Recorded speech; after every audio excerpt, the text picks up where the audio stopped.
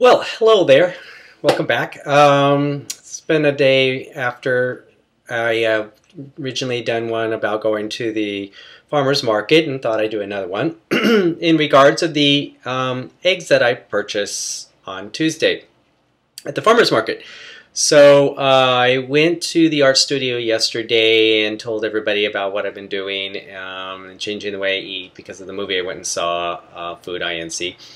And one of the ladies in the art studio told me about, do I know how to tell if an egg is fresh? And she told me how to go through this process to find out. And I went on the internet last night to check it out to see if it was true. And sure enough, there's all this documentation on how to check to see if your egg is fresh.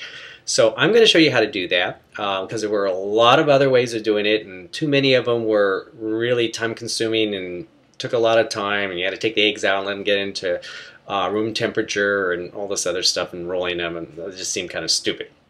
But this other factor was a little bit more of a scientific background to it.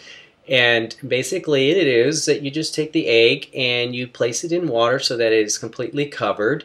And if the egg, such as this, lays down flat on the bottom of the glass like this, that egg is really fresh. Now if it floats a little bit up but the small end actually is touching the bottom of the glass, that's still a fresh egg.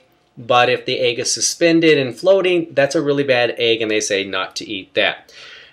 This is caused because when the egg is really fresh, the membrane that's inside the egg that covers the whole yolk and whites is very much up against the egg shell, and therefore there's no air inside of the egg, and as it gets older it starts to shrink, thus leaving room for air to come in, and that's what makes the egg buoyant. So I thought that was really interesting. And another thing in reading it, you can also tell a really fresh egg is if the whites of your egg actually has a smoky, foggy tint to it. And apparently, and I've always thought those eggs were not fresh, but that's really a fresh egg. That's even more fresher than the egg laying down on the bottom of your glass. The reason behind that is when the egg is laid, the egg actually has a high content of carbon dioxide within the whites, and that causes the whites to have this foggy color to it, or non-transparent clearness that you normally see when you crack your eggs. So that's a good tip. So if you ever crack your egg and it's sort of kind of cloudy, then you know it wasn't too long ago it came out of that chicken. And apparently I've been told by many of my friends not to say butt, crotch, whichever. It all seems like the same area to me.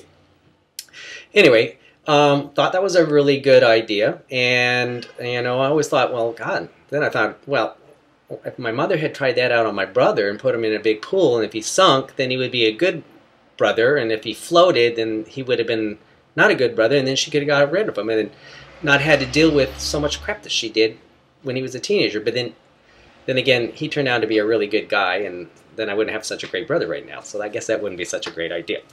But it was just a thought, since I always have a lot of thoughts.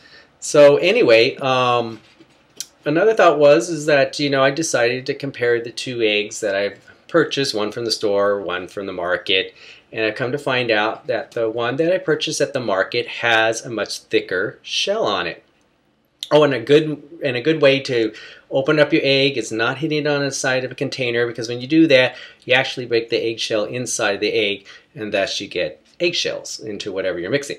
The best way, and I've seen this on cook shows, and I've heard it from so many other chefs, that you just hit it on its side on a hard surface, and that flattens the eggshell, and you can just get your little fingernail in there and crack it right in half. Works for me all the time. Except for these new eggs, because they have a harder shell, a thicker shell, I have to whack it a lot harder. So I kind of make a little bit more mess. So I guess I'm going to have to kind of get used to that and start working on that technique a little bit better. Which gives me another thought. If you remember back in the 60s, 70s, when DDT was being used and it was getting into the food chain of what birds were eating, and it was creating their eggs to actually get thinner, made me started thinking that those thinner shell eggs that I'm getting from the grocery store are certainly not getting better food, because it just seems that way, and what the movie had said as well. And these free-ranging chickens that are all running around and having a good time are eating really good food and getting a lot of calcium, and therefore they're putting a lot more calcium in their eggshell. Well, that's not what's happening into these factory chickens. They're getting something else that's not all that great, so that's making their shells a little bit thinner. Just a thought. Not big, but a little thought. Well, anyway, so that was my big thing for the last day, and I hope you enjoy it. It's just a thought. I haven't quite figured out what I want to call my little series. Maybe just a thought or moment in John's life, but it just seems a lot. Anyway, if you have any suggestions, just let me know. And have a great weekend, and I will give you another thought sooner or later. Bye.